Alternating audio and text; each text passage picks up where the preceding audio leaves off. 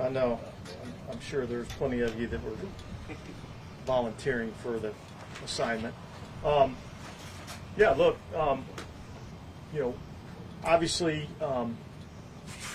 being away from home and away from, our fans in New Orleans, I mean, obviously that's the tough part about, being out here in California for this training camp. But I'd say we're excited about being out here.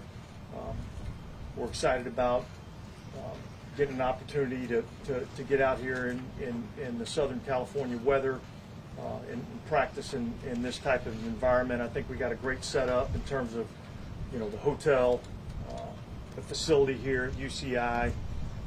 So I'm excited about what I think we can accomplish. I think when you get into this type of environment, one of the things that I think it allows you to do, I think it allows you to push the guys harder for longer.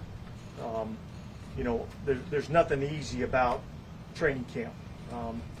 And certainly there's a toughness that comes with practicing in the environment that we practice at back home in Metairie. But there's also a challenge that comes along with that. And at some point, sometimes you can reach the point of diminishing marginal returns on that investment in terms of practicing out there, in the heat and humidity. So I'm excited about seeing how our guys respond out here and seeing how they work. And I think we're just ready to get started. Is there like a timeline, Chase Young, just as far as when we might see them? Chase Young will participate in some form of practice tomorrow. Okay. We have 3 players, Tano, Nephi, and Juwan Johnson. Those 3 players will not be practicing tomorrow. Everybody else on the roster will be practicing in some form or fashion. Some may be a little bit more limited based on coming off injuries and things like that, but everybody else is going to be practicing tomorrow. D.A., what's your expectation with Alvin tomorrow? You expect him on the field? I expect Alvin to be out. He was out here today. He ran the conditioning test. Every indication that we've gotten is that he's going to be out here practicing tomorrow, and so that's what we expect. We're looking forward to working with him. I think having him out here and having him practice and having him work, I think that's beneficial for all of us. I mean, obviously with a new system and new offense, I think that's important. And yet, I think we all understand there's a business aspect to the game of football, and so. But every indication that we've gotten is that he'll be out here practicing tomorrow. By his standards, not the best last 2 seasons for him by his standards of his career. This new offense you're putting in, you think it plays to his skill set even better than? Well, look, obviously he was there for the first couple of days of minicamp, and there was a few plays in there where you really saw how this offense, this scheme can benefit him and in turn benefit us. And so I'm excited to see what that looks like. How does he look? You said he ran the conditioning. He ran great. He ran awesome. I mean, there was zero concern about what he was going to look like coming in here. He's come into shape. Every time he's come into camp, he comes in tremendous shape. And so, he looked great. Did you guys talk before this at all? Just briefly, but nothing, nothing major. What kind of message do you think it sends, though, when he does show up amid a known contract disagreement? Because I know he doesn't want to be fined, but still some guys do hold out. I think I don't know what that message is. He's here. He's got a job to do. It's football practice, and so I think that's what he's here to do. You touched on this a bit, but you talked about business decisions, or the business of it. Y'all expect him to practice, but does that mean he's going to practice fully? Like, is there any part of practice he won't participate in, knowing that that's going on? Not from our standpoint, as we sit here right now. I mean, he's fully healthy, and so, our anticipation is that he'll practice. So I'm not going to get into any hypotheticals after that. You know what I mean? I guess I meant, like, sometimes there's situations where players set out team drills for whatever reason. Sometimes some contract disputes. Look, it's nothing that's been discussed. Dennis, meanwhile, I mean, we were talking about this stuff with Marshawn Lattimore until he came at the end of minicamp, and he's back here now too. Is that in a really good place? Like better than you were hoping at the beginning of the offseason as far as? Yeah, look, I think we're back to business as usual, business as normal. And look, I think that the exciting part in our secondary, and probably in particular at the corner position, is I think there's a lot of depth there, and I think there's a lot of position competition there. And I think all of us are in a battle. When I say all of us, I'm talking about the whole corner position. You know, at the end of the day, we all got to come out here and earn it. You know, and so, but I think he's in a good mindset, and yeah, I think he's ready to, you know, to prove that, you know, he's still one of the top corners in our league. Dennis, I know you guys have said you feel good about what you have on the offensive and left and right tackle. But how much are you really looking forward to getting out here with the pads are on, hitting? This is what it's all about, right? You know, and look, we're still not there yet, right? We got another, you know, 4 practices before we can even put the pads on. You know, so we're still not quite at that point. But certainly, training camp, being able to evaluate guys in pads, playing the game the way it's supposed to be played, is really where the true evaluation comes in. So, yeah, I think that we're all excited about that. Dennis, how would you describe where you are with the offensive line right now? It seems like you got at least a couple of jobs up for grabs, right? Yeah. Look, I mean, you know, obviously we've got a couple of incumbent guys in Eric McCoy and Cesar Ruiz, and then I think after that, you know, there's a lot of jobs that are up for grabs. And look, here's the great thing: you go out here and you practice, and you come out and you compete day in and day out, and eventually the cream rises to the top. And so, but I don't think we're at that position right now where we can say these are the 5 that are going to go out there on day one. But I think that'll sort itself out over the course of the next month and a half.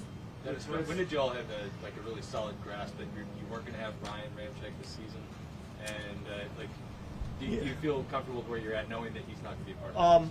Well, look, I would say whenever you lose a player of the caliber of Ryan Ramczyk, that is a little bit of an unsettling feeling.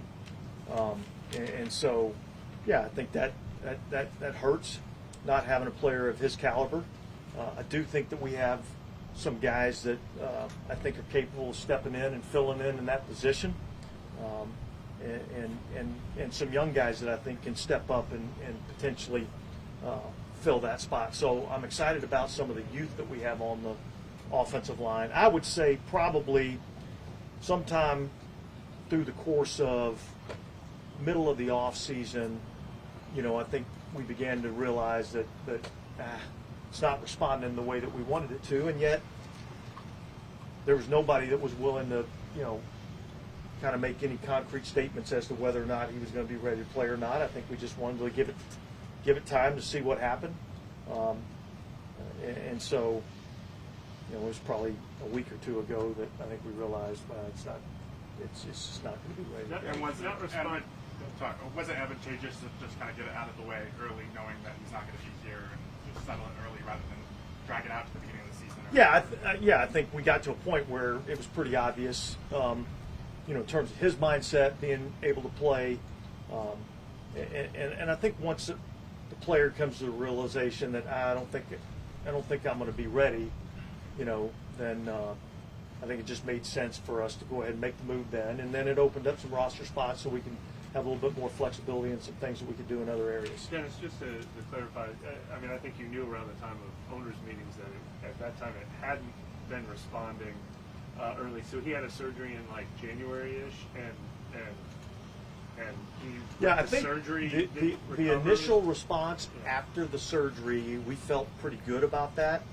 Because I think I talked to you guys at the combine, you know, and I was feeling pretty good about that. And then, you know, probably a couple weeks after that, you know, it just didn't take the turn that we were hoping that it would. And so, and then I think from that point on, it was just like, let's give it time, let's see what happens, and it just didn't respond in a way that he or we would want it to. Yeah, is there anything you guys are looking at that might be able to help get you guys off like a fast start? You finished really well the last couple of years. Is there anything you guys will do this time of year maybe a little bit differently than other years?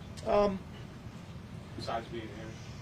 Well, look, this may or may not be a factor. Just getting out of some of the heat and things of that nature. And look, we've won our opener the last 2 games. Last year we got off to a 2-0 start and had a real opportunity in the 3rd game. And so I don't know that it's necessarily the fast start. I think the middle of the season is where we got to do a better job.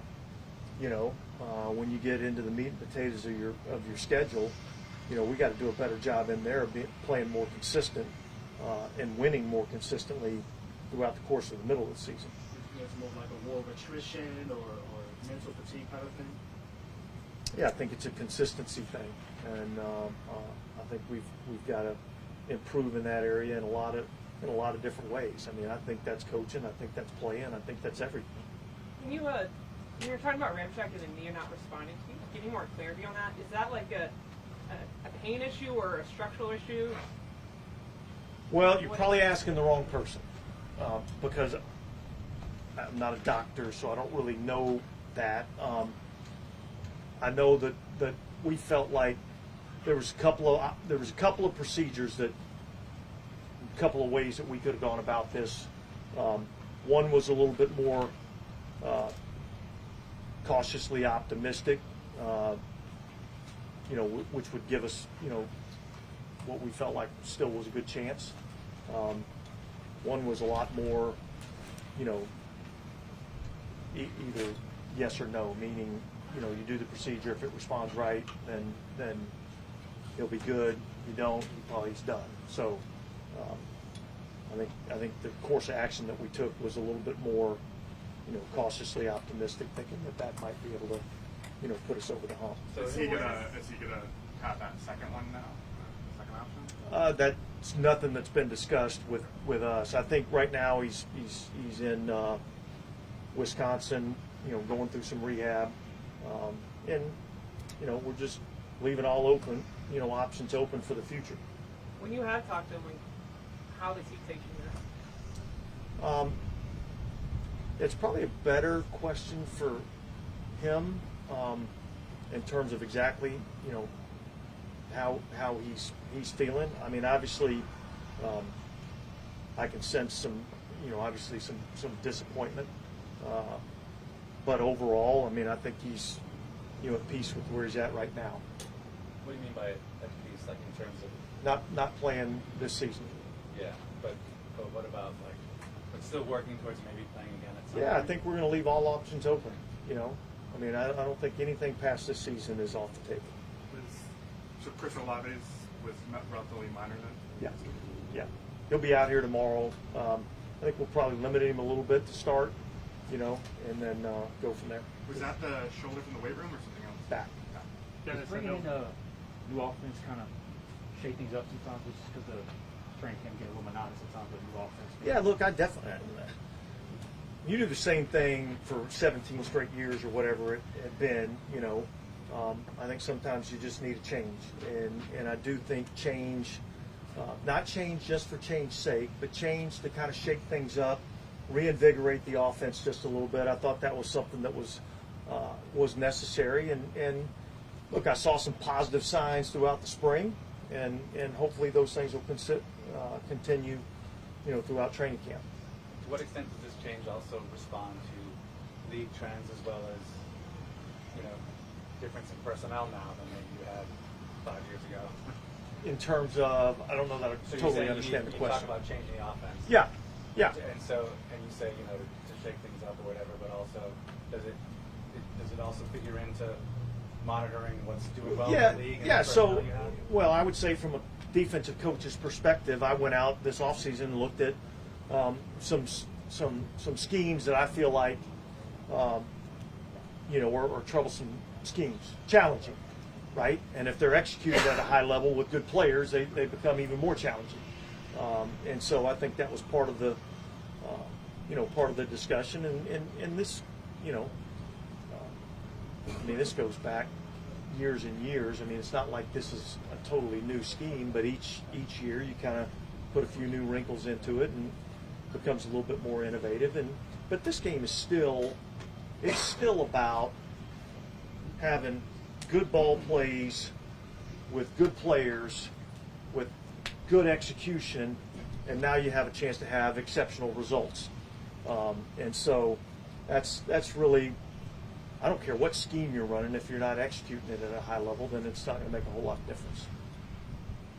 You kind of talked about this before, but like in your experience, having a whole team just kind of all together out in a place for a while, whether it was Fort Worth or the Greenbrier, whatever, what does that do for like the camaraderie? Yeah, look, I mean, I like it.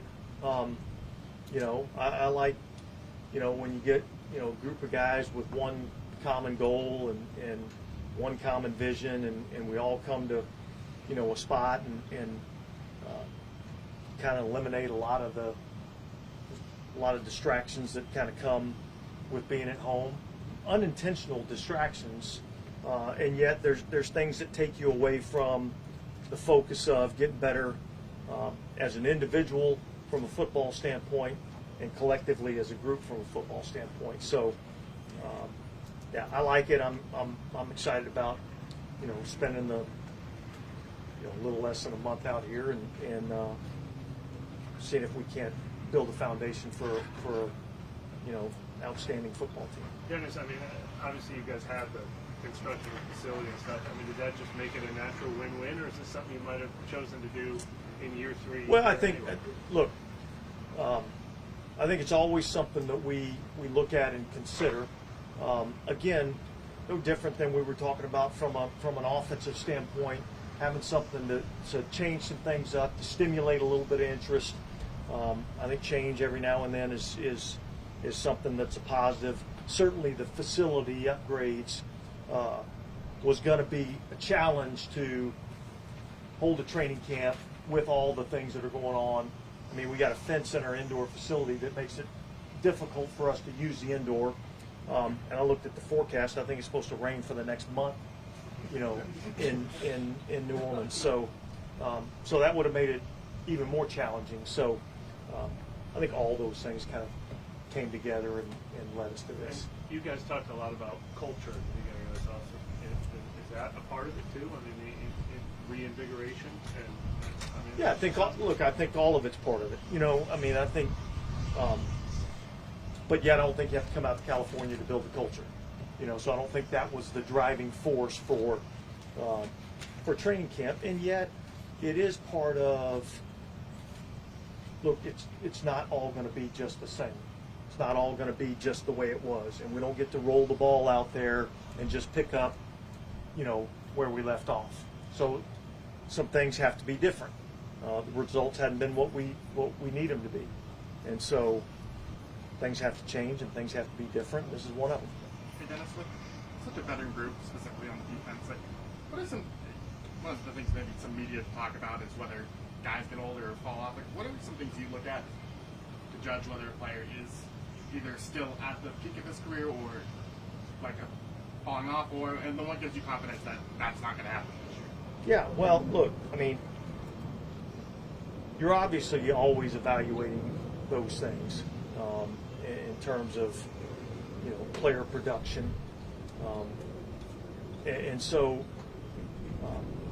yeah, I think I don't think you're always looking at the stats, because I don't think the stats always tell the true story. I think you're looking at what you see on tape, and then you're trying to take into account any other variables that might come along with that, whether it be injury or anything like that. So, yeah, look, we've got a couple of older veteran players that I still think have good football left in them.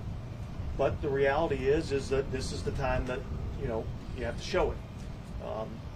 And so yeah, we got to see it at some point out here during the course of training camp, preseason, those types of things. Obviously, we have time for one or two more. Closing practices in advance is a big difference from previous training camps at home. As a coach, do you like the aspect of it not being open, or were you hoping that fans would be able to attend. Yeah, look, I mean, I always enjoy having the fans at practice. Again, that's another change up that I think invigorates, our players. And so, but that's one of the unique things about being out here in Southern California. And I think the league came out and said something about having to close these practices when you're in the, another market too. So that plays a factor in it. Yeah, Rashid got an extension last week. Is that just reflective of the expectations going into year 3 for you? Yeah, look, I think it's kind of a win-win for him and for us. We get a kind of lock a good young player up for a couple of years and feel good about where that puts us from a financial standpoint. It gives him a little bit of security too, and so I think that just says that we have some positive feelings towards him and feel like he's got a bright future. All right, thanks guys. Thanks, guys.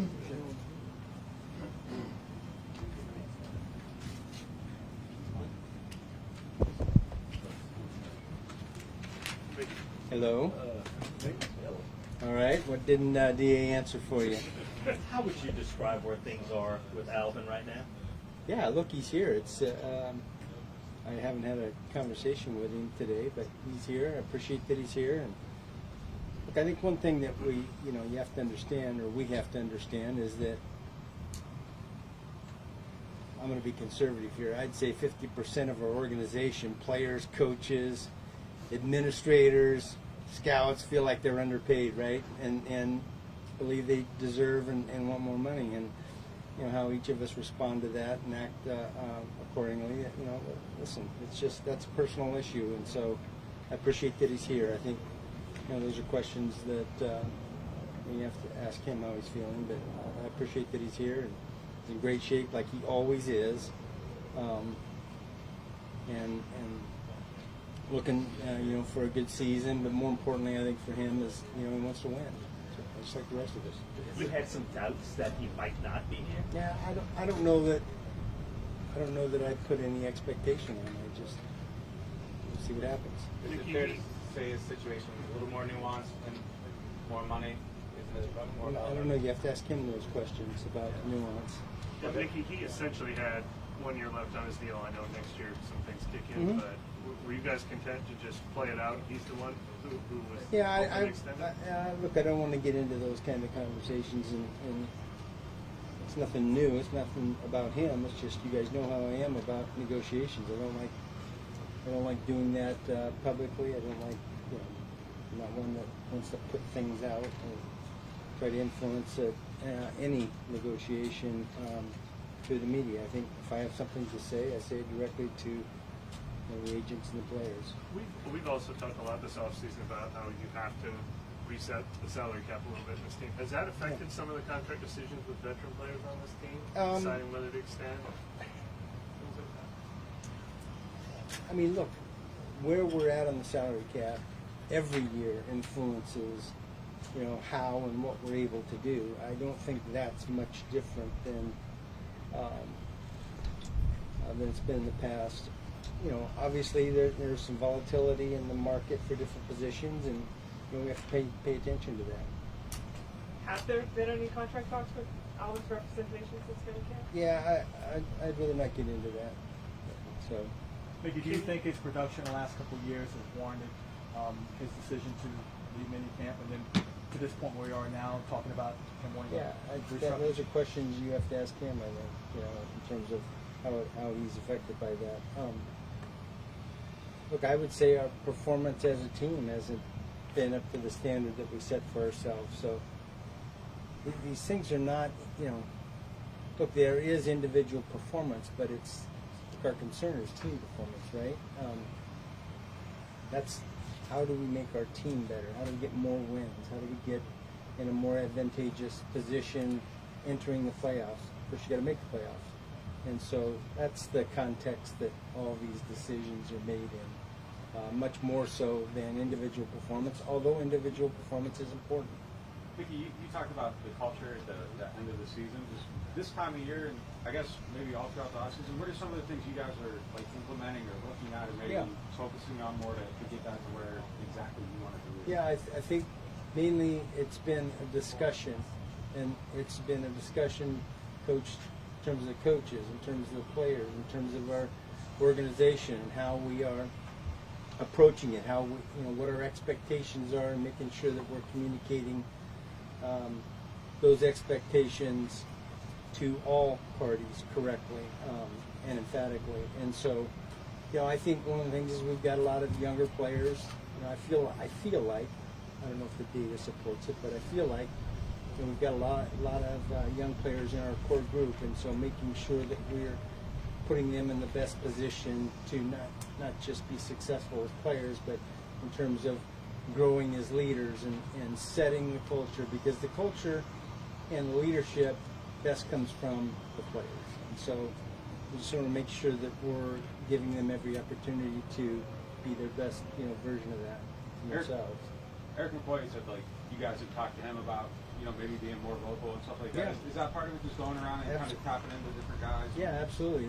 There's a combination of ability, want to, and status in terms of where you're at in your career on the team. And so Eric's a good example of someone that's got all the qualities that you're looking for in a team leader, and we just want to make sure that we're giving him the opportunity to be there. And there are other guys as well. What can you explain about the league rule? I mean, did you spend the last couple months trying to figure out what you're allowed to do with opening practices to fans, and you got a final answer recently, or something? What was the? I don't think so. Look, I think for us here, we're away from our home market. We're not expecting. We weren't expecting a lot of fans. It just. The venue, all the logistics that are involved, because it's significantly more logistics involved when you open it up to the public as to when you don't. So all those factors came into play. I didn't really, do much inquiry about what we were allowed to do with fans or not allowed to do, because pretty quickly we determined that, hey, it's going to be a limited amount of people at practice. Nick, would you say it's your intention at this point to be here for 1 year and be back in Metairie next year? Is that the plan as it stands right now? Yeah, I mean, we're here because of the variables that existed, with the remodel of the facility. And look, there's some other factors. The heat last year, I felt like that was the first year that, man, it just really impacted what we were able to do. In terms of training camp, this year, who knows what the heat's going to be over the next, 30 days. It's going to be hot, we know that. But there's also been a lot more, rainfall, and so that, along with the limited space we have in the indoor facility, because the remodel has taken away some of our space inside there, it just makes it a lot more. It just affirms the decision to come out here and have training camp away. In terms of the future, our intention is to be back in Metairie. So, in terms of the logistics you're talking about opening fans, does that come down to a cost issue of how much it would cost for security versus? It's a variable. I wouldn't say that's the main decision point, but it's certainly part of the equation. Did you also experience at the Greenbrier playing with that at all? Because from what I recall, those were open, but they were open. That many fans there. So did you all take experience from no, that? Was that too long ago? No, because I didn't really consider. I thought we had a good turnout at the Greenbrier a number of times, especially initially. Initially we had a good turnout, and that's always the way it happens at training camp. Is that first weekend, first week or so, you get a heavy turnout, and then it dwindles. That happens in New Orleans as well. And then when you practice against somebody, obviously, that draws a big crowd, regardless of where you're at. So, the answer to your question is I didn't really think about the Greenbrier in that experience. It was more about, here, the short time to get all these logistics worked out for ourselves, and Mickey, Dennis Allen mentioned like making it clear every once in a while that everything's not going to be the same as it's been. I know when you hired him at first, you liked the idea of continuity. You didn't need a culture change at that time. Was there some desire to like mix things up more than you did when you initially? I think that look, you go through a few seasons where you don't make the playoffs, and there's nothing wrong with being uncomfortable. We should be uncomfortable with that, and so that's part of it. But yes, the answer is if you're not as successful and you don't meet your expectations, and we want to do something a little different. Mickey, you're looking forward to seeing how the O-line plays out once you can put the pads on and get physical a little bit. Are you concerned about what you have there, the youth that you have there somewhere? Yeah, I think you're always concerned when you have when you don't have the proven commodity. We had a lot of years where the offensive line, we just knew going into the season we're going to be, one of the top groups in the NFL. That was pretty comfortable, and with Toronto a couple years ago leaving, and now Ryan unable to play, that's not as comfortable. So, yeah, I'm interested to see how this group. I'm excited about the group. I think that I feel good about where we're at, and yet it's unproven. I know you don't really want to have to watch the wires to see what players pop up out there, but do you feel like with this group, because there is so much unknown to the past, going to what they could do then, you may have to watch what's available out there even more? Well, I think we always do that anyway. I would say this, though. I do feel pretty comfortable with the guys that you would say today are the backups. I think we've got some veterans that have played a lot of football in our league, and we've got some guys that we've had here that have progressed and we feel good about. So I'm less concerned about. Obviously, if somebody comes available that we don't expect that can improve us, we're gonna do that. But it's not like a target at this point. Maybe now that you've had several months to work with him on staff, but what's kind of been your impression of Clint Kubiak and the way he kind of runs the shop? Yeah, he's very impressive. He's super smart, innovative. I think he has a real confident demeanor about him. He's quiet, but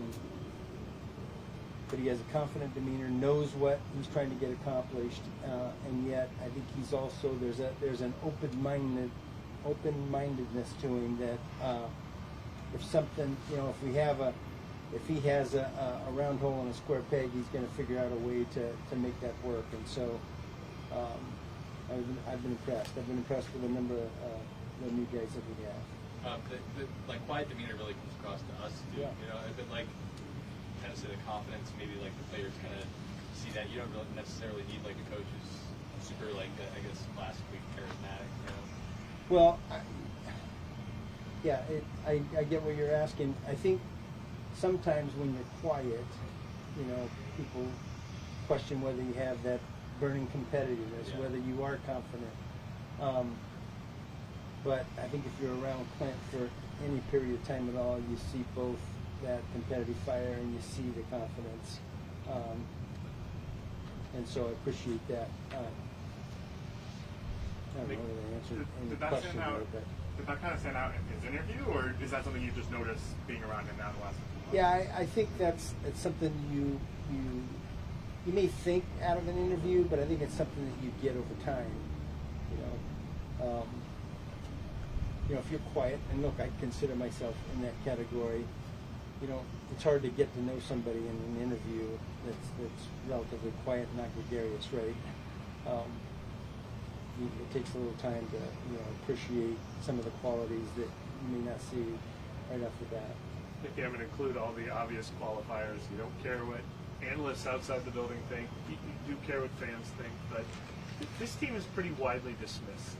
There was a publication today that had you ranked as the 31st brightest future in the NFL. What do you think people are missing about why they should be optimistic about the direction I don't care. of this team? Well, what do you like about the direction? Here's the deal. I don't care about what these other media people, because most of them are unqualified. Sure. They have the right to their opinion, but they're not qualified to be critical or I don't ask them for advice. So why would I pay attention to a critique from them? So Well, how about just from a fan base Yeah. perspective, if they're getting apathetic after 3 years missing the playoffs, what's the most energizing factor about this team? Yeah, right look, now? I think that we have a chip on our shoulder, and that's energizing. And I think we have talent. I think we have a lot of young players that.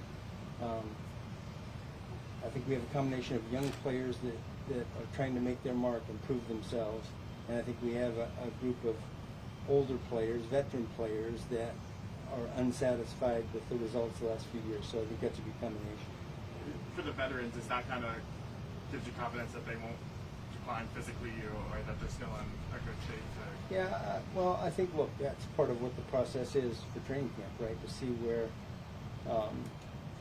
see where your veteran players are. It's like, Sean would say, and a lot of coaches have said, look, I don't need to see it every day, but I do need to see it. And so that's part of where we're at.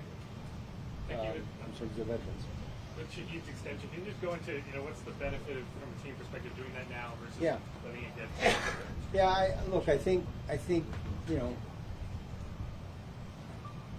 he was in a little bit of an unusual situation that he was an exclusive rights player that didn't have a contract. So, oftentimes, look, he wants to get paid based upon what he thinks he's going to be, and we want to pay him based upon what he's been and where we think he's going to be. And sometimes that's hard to marry. And so, oftentimes, you get in a position where maybe there's a bridge deal that gets it rewards the player for what he's done, and yet gives him time to achieve what we think he can achieve, and then get another deal. And so that's really what this deal is. You kind of referenced a number of times the youth in this team and opportunities for a lot of younger guys. Is it more this year than it has been? It feels like it. Again, I see these things about average age of your team and who's young and who's not, but I don't think that really tells the whole story. I think oftentimes it's, hey, what's the core of your team, and are they first, second, third year players versus 6, 7, 8, 9 year players? Quarterback being an exception to that, oftentimes because of the length of their careers much longer than most other positions. So I feel like, look, we've got a lot of core players that are ascending. Some players that are improving, and yet we feel good about it. So it feels like our team is younger than it's been in prior years. From like a cap management standpoint, like is that where you kind of want to be, where you're in a position where you can see what these guys can do, and then if their starters are on rookie deals? Yeah, it's a double-edged sword. It's a double-edged sword because you want to draft well, right, and you want guys to you've drafted to get to the top of their position group, and then you have trouble signing them all. Yeah. Look, I've seen a number of publications that have graded our 2017 draft, really high, and I agree with that. It was a really good class, and yet we were unable to keep all of those players because of the salary cap, because of where we're at. You just can't pay everyone, so you got to make choices, and so it's a double-edged sword in that regard.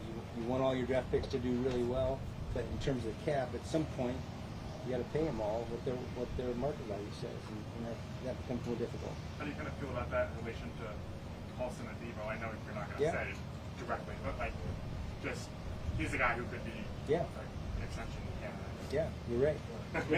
That's what I'm going to say about that. I tried. Chase Young's obviously still a young player. We might not talk to you for a while after you see him on the field, but everything leading up to this point, has it gone as well as you were hoping?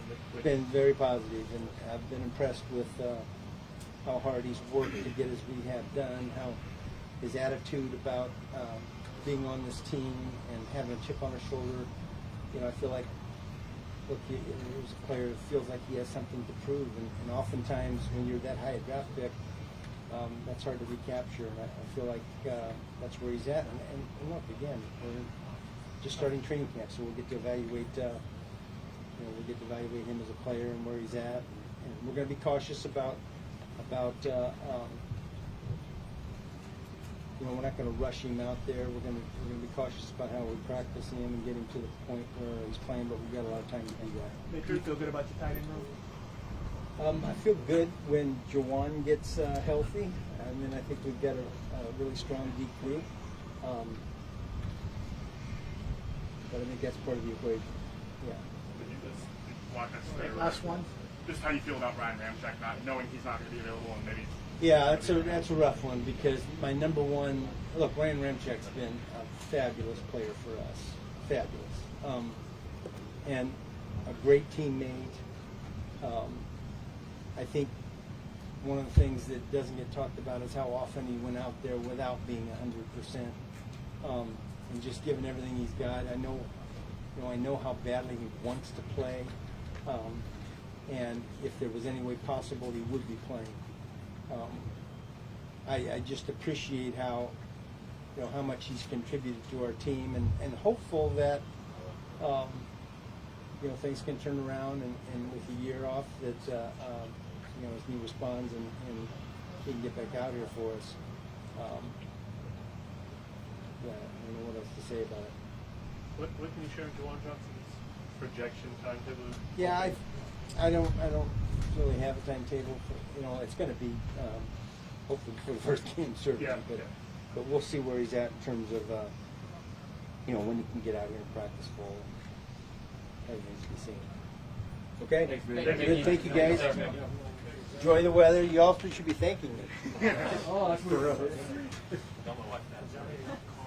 I have mine.